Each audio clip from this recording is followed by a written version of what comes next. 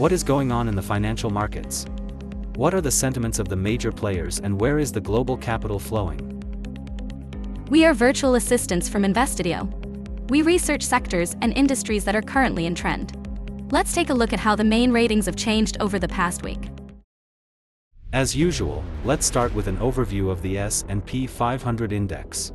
It includes 11 sectors, which are divided by 65 industries. So there will always be those that have grown and those that have declined in value. Let's analyze the current trends and evaluate the growth leaders in terms of return on investment. Over the past 3 months, the S&P 500 index has grown by 5.0%. However, utilities and real estate sectors have performed better. They grew by 19.2% and 16.3% respectively. Among the industries, the best performers over the period were real estate management and development and independent power and renewable electricity producers. They both grew by 40% respectively. Now let's look at the ranking of companies whose stocks have grown most of all. So over the past 3 months, the growth leaders have been GE Vernova, Builders Firstsource, and Kellanova. Their stocks have risen by 44%, 40%, and 40% respectively.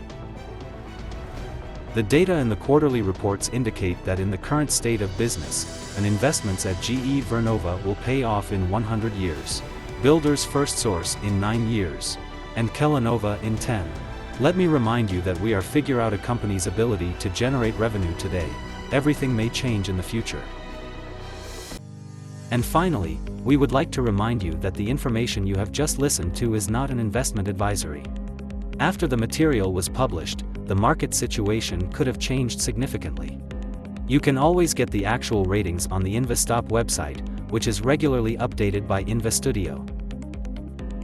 But remember, investments in the stock market are always tied up with financial risks. So be careful and cautious. Don't forget to like and subscribe to the channel. See you next week.